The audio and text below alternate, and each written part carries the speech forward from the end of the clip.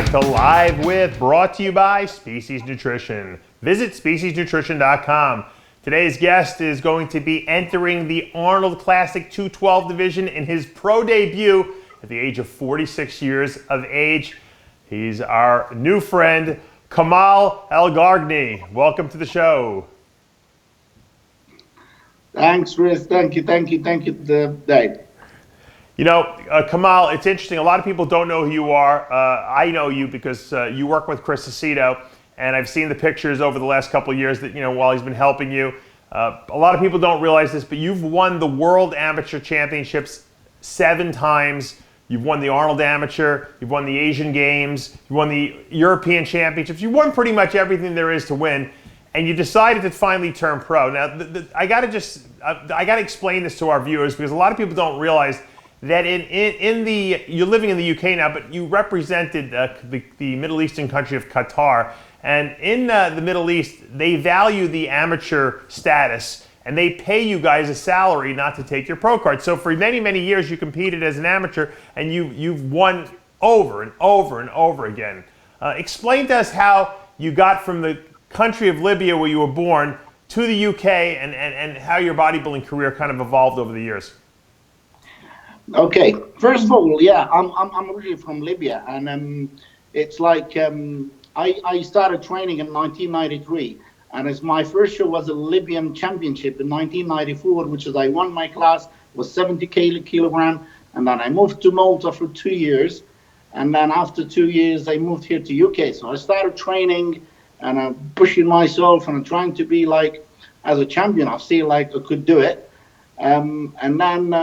I won the UK, I won the England, I won the overall, I represented England, I did the universe as well, so I won the universe, I won the Britain overall, so I did the world, I won the world with representing England as well, I won the overall, and I won the European, and then I got an invitation from Qatar to be representing Qatar. It was 2003. So I went to Qatar, I was representing Qatar, and then their guys, I mean, you have to win. So I've been representing Qatar since 2003 till 2011. So in that period, I won every single year the Asian Championship. I won the World Championship, IFBB World Championship about 7 times. I won the World Games.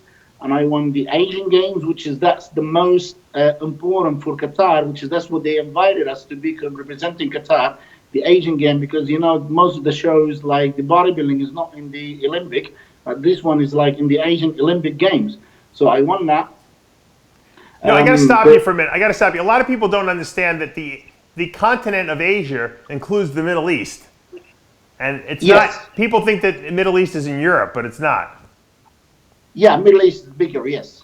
Part of Asia, right? Yeah. Middle East it's a lot big. I mean, as you know, the Asian continent is very, very, very big. So it's a lot of athletes, a lot of that. So that's why they push and they pay. To be honest, they give a lot of money there. So it is, but you have to win. They're not just giving the money like that. I mean, if you're not good enough, if you don't bring gold medals, if you don't win, so you don't get paid. And also, I got to preface one thing. Also, all these shows, the way they were set up, they drug test there.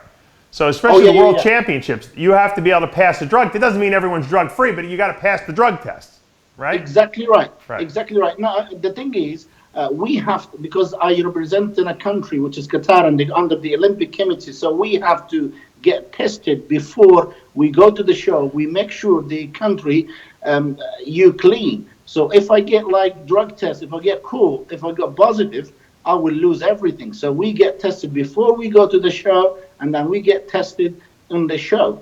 So we definitely get tested all the time when we were at the amateurs. Now, another thing that people don't realize is that when you win the World Championship, which let me tell you, there's not many people that can win the World Championships. That's one of the toughest amateur shows in the entire world. You've won it 7 times. You get paid. And I believe you were telling me before the interview that Qatar pays you, what, $70,000 every time you win that show? Yes, that's exactly right. I mean, for example, the contract with Qatar, which is You get paid, you get salary, you get house allowance, you got everything. I mean, being treated like a pro, which is a professional. Yeah. So as a pro, but with a lot of money. For me, people, they telling me, Kamal, why you not turning a pro? You could do it, you could this. I said, but anyway, to turn a pro, to make money. But I'm making a lot more money than the pros. So Right. it's easier for me to win the world champion than to win the Olympia. So that's why that time I couldn't turn a pro, just to have to make some money first, and then still the time to turn a pro. Right. So it is. I mean, we get for example, to win the world champion, to get, yes, it is $70,000 US, and then we do the Qatar Golden Cup. Any shows that been held in the Middle East, for example, we do the Qatar Golden Cup. We get the winner gets $30,000 US, and that's when he gets most of the top bodybuilder in the world. Even Big Ramy, he competed there once at the 2000 when he just come out. I think 2010. I wasn't competed there. I wasn't competing then. So most of the guys from Kuwait, from all over the world, they come for the money. It's, Right. as you know, the bodybuilders, that's what they do for. So, Yes. so if you won the World Championships and you won the Qatar Cup in the same year, that's $100,000 right there you made. Exactly. $100,000 of prize money, plus you get all your salary, free accommodation, free everything. Were you So living there at the time? I was living. Yes, I was living there. So I lived there for 10 years. Oh, wow. Why'd you leave? What are you, nuts? Sorry? I said, why did you leave? Are you crazy? Well, I mean, it is the end of this, and then the federation was closed. So it's like, and to be honest, they've told me to stay. So I was very good. I made a good friends with them and everything. I still am, and they are good guys there. But the federation, they had some problem. They closed the federation of bodybuilding. So I said to the chairman, I said, well, we used to make our money winning the shows, and to get just the salary, that's not, because I do have some other business. I have my own gyms back home in Libya, and I have a gym here in England. So I'll do my own things. So that's but just to get the salary is not good enough. So I have to Right. move on. Yeah. Oh, so you left because there was no more championships, really. The team disbanded. You had your own business you had established, probably with all the prize money you had won over the years. Do gyms in Libya make money? Kamal? Sorry? Do you make money from that gym in Libya? I mean, is it profitable? Yes, it is a Libya. The gyms there. I mean, I've got two gyms in Libya. One of them, it's about nearly 3,000 square meter. It's the biggest gym. We call it the biggest gym in Africa. To be honest, it's a very big gym, and we do really make money. As you know, in Libya, it's the bodybuilding is the second biggest sport in Libya, and they are crazy for it. And it's a lot of we've got a lot of members and a lot of bodybuilders there. At the moment, the situation in Libya, as you know, because of the problems and what happened at the revolution and everything, so still not settled down. But we're still doing good. We're still doing good. Now, you're probably one of the most famous bodybuilders out of Libya. When Muammar Gaddafi was in power over there, did you ever meet him? Sorry? When Qaddafi was in power over in Libya, did you ever meet him, since bodybuilding is such an important sport over there? Gaddafi? Yeah. Yes, I did. Oh, you did? I met him. I met him in Qatar when he had when they came for the Arab tour in Qatar. So because they came to Qatar, and then one of my friends told me, you have to meet him, because the issue is, how come you're from Libya and you're representing Qatar?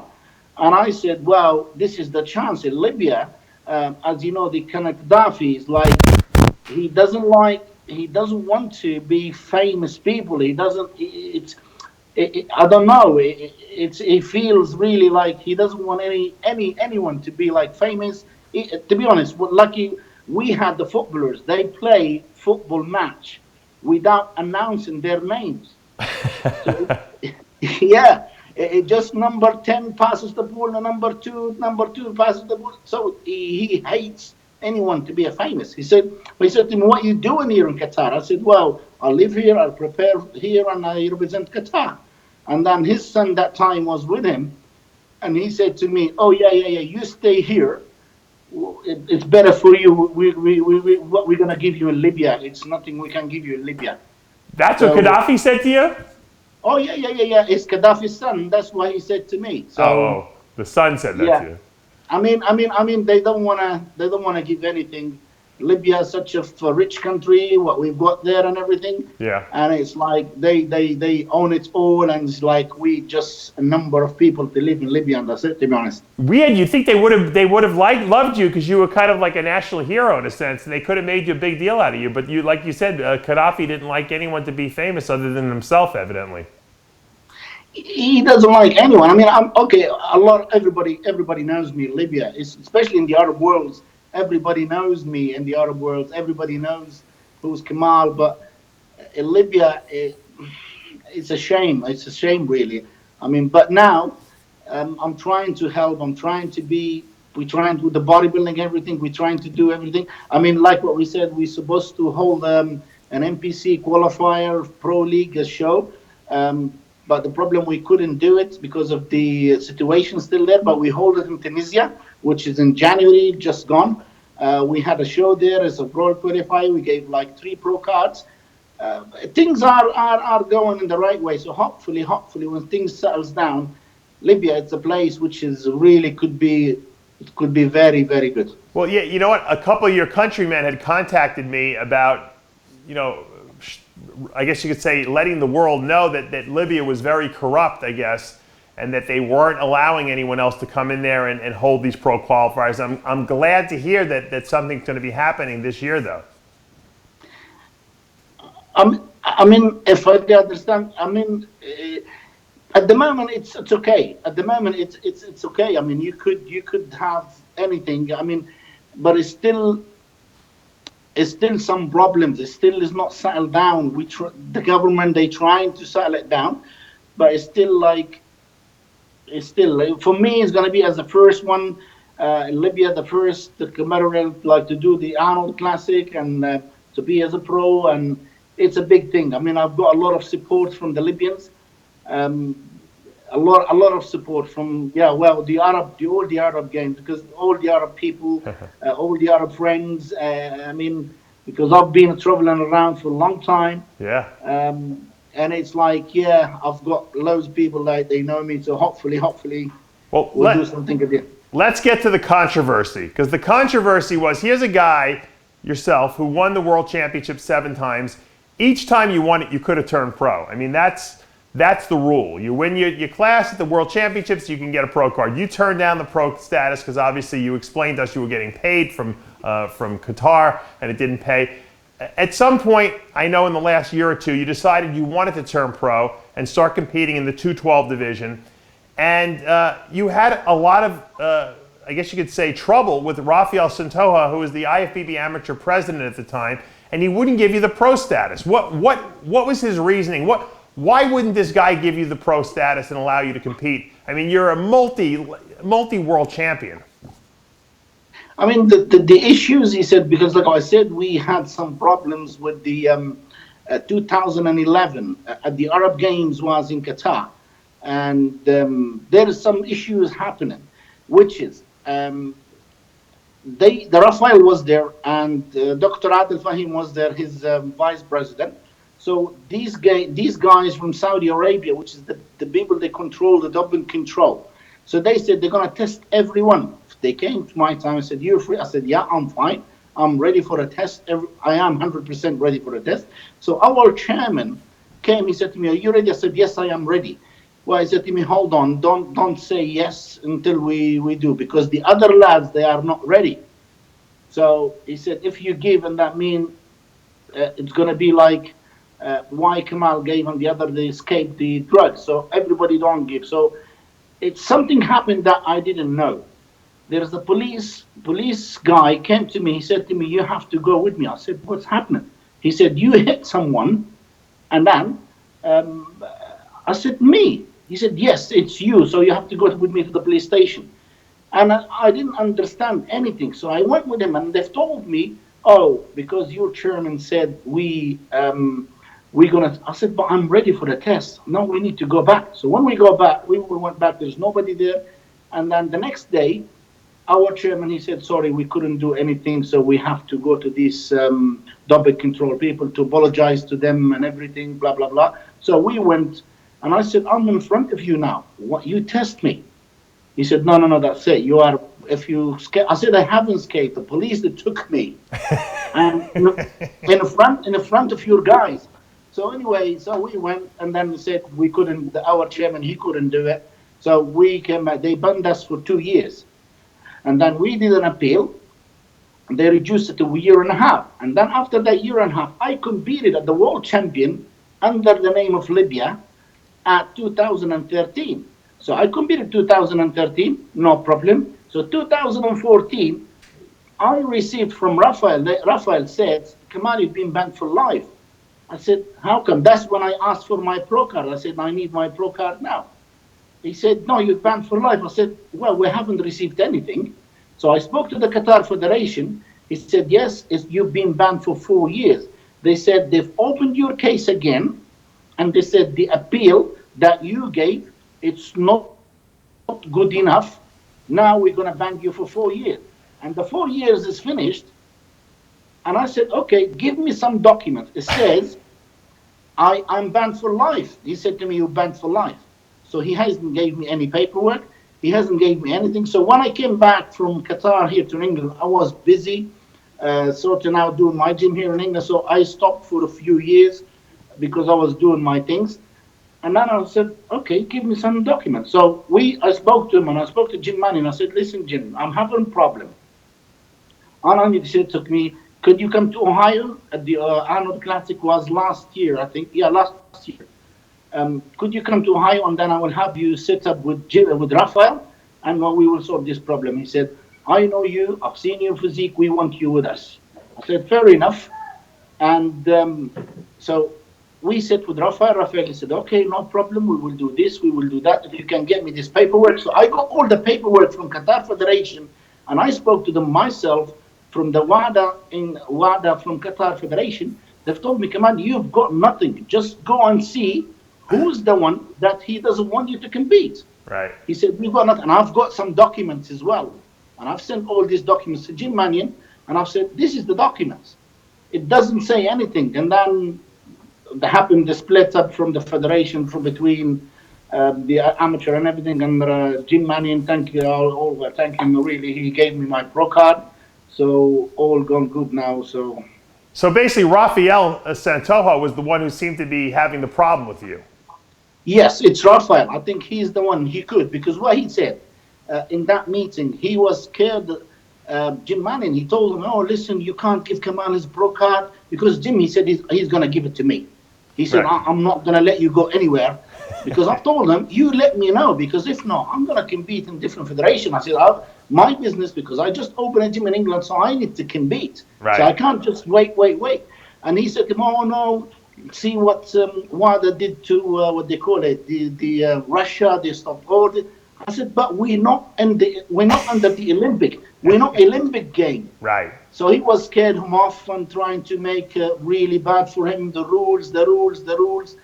And it's nothing rules. It's all under the table. I know what they're doing, so... All right. The bottom line is... And the problem is I've helped them a lot. And I did hold a lot of amateur shows back home in Libya when everything is good. We paid prize money. We gave this, we gave that. But I don't know. These guys, they don't appreciate it. No.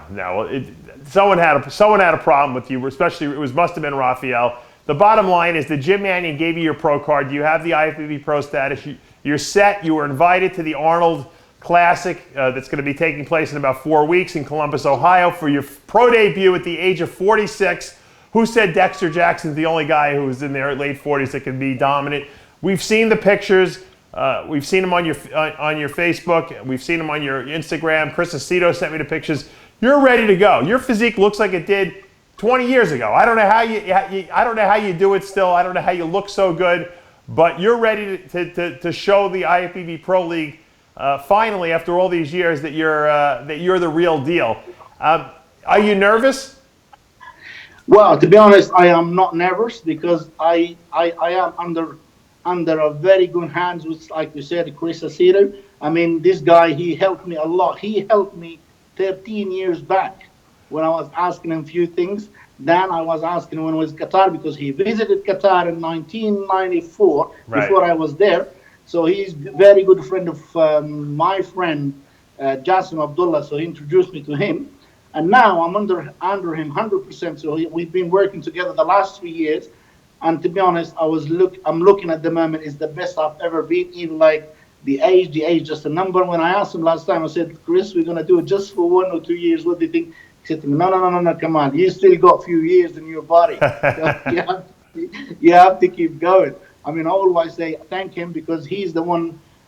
He helped me a lot to be a part of the invitation of the Arnold Classic. Also, want to thank Jim Mannion, who's the guy. He made my dream come true.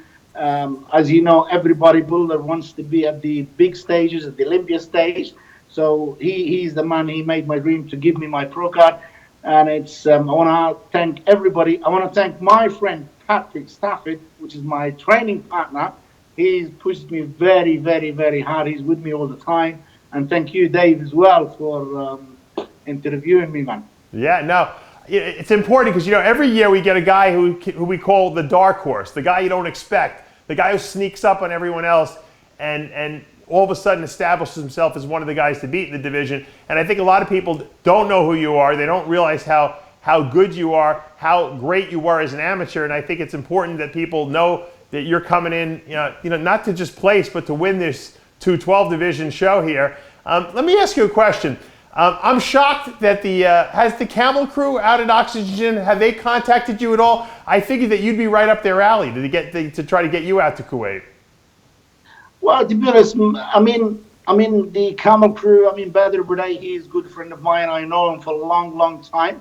I mean, he used to bring all the guys in Qatar from his team in Qatar Golden Cup to trying to beat me in Qatar Golden Cup, but it never happened. That year when Isrami came, so I wasn't competing that time. So 2010, but Badr is a good friend of mine. Right. I mean, I don't mind to go to train in his gym, but to be at the Camel crew, for me, I think it's with my age and with my situation, with what I do. I mean, I've got my things and I've got my business and I've got a lot of things to look after.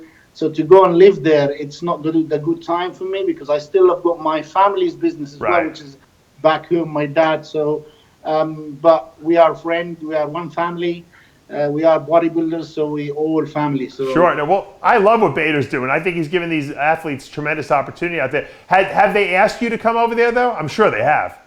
Yeah. They did. Yes, of course they did. Yeah, I mean that was about 3 years ago. I'd been asked by Coach Abdullah. He said, "Why you don't come with us? Why?" I said, "For me, it's difficult. It's really difficult. I've got my own business. You're not 20 years old anymore. Yeah. Older. And the thing is, so it's not easy for me, but we always meet at the shows. We meet at the expos. We all together. So it's. I hope everything goes well for everybody. Let me ask you a question. Yes. Do you think that you have what it takes, physique-wise, to beat Flex Lewis at the Olympia? For me to beat Flex Lewis, I mean, Flex Lewis, he's a very good friend of mine. I'll tell you something maybe nobody knows. I think it was 2002. I was invited here in England after winning the world champion. I was invited to the show in Newcastle. I was doing a guest spot, and that showed Flex Lewis is first show. Wow! Oh my gosh! You know him a long time. You're like his father. So, it was his first show. I mean, you could ask him that yourself. I mean, it was first show, so we had even great. So we took a picture together and everything. Flex Lewis invited him for my opening the gym here in England. But the thing is, when we are on stage, things are gonna be different. I will do my best. I will do my best to be on my top shape, and then hopefully I will bring some good package together to show everybody who I am. What do you think of this guy from Iran, Hadi Shubin? Hadi, I know Hadi Shubin. We competed against each other at the amateur. It was the last one was 2013. So he beat me once at the Asian Champions. and I beat him once as well. He's okay, but I don't know. I don't know. I don't know. We are different physiques. We are different physiques. I mean, I'm bringing something different, completely different to him. He's bringing something. So the judges, they will see what they like. But we are different physiques. So let people see what's going to happen. Do you think he'll get a visa to be able to compete at the Arnold? Hadi, Yeah. as I've heard, he has some problems with his visa. I think Yeah. I don't think he's doing it. No. But I think because I'm doing the New Zealand Pro after the Arnold Classic, and I think he's going to be there. I think okay. so. Yeah. So if he's there, we're going to compete against each other. All right. So we'll see. Well, you know what? It's exciting. You've had a great bodybuilding career. I mean, you've won every show there is to win. You've made a lot of money. Now you're finally getting a chance to step on a pro stage at in one of the biggest pro stages we have out there, the Arnold Classic USA. Best of luck in your preparations, and we'll see you out in Columbus, Ohio. Sorry? I said best of luck in your preparations over the next 4 weeks, and we'll see you up on stage in Columbus, Ohio. Oh yeah, thank you very much, Dave. I am working very hard. Chris Acito, I mean, he doesn't say much to me. I'd love to say anything to make me relax a little bit, but he doesn't say much. But anyway, I will do my best. I will never let him down. That's mostly. I'll never let him down, and hopefully we'll see you all guys there. I'll see everybody, all the fans, everybody. So we'll see you on the stage in Columbus, Ohio. All right, best of luck, and that'll take us to the end of another episode of Live With, brought to you by Species Nutrition. Visit speciesnutrition.com. I'm Dave Palumbo. We'll see you next time.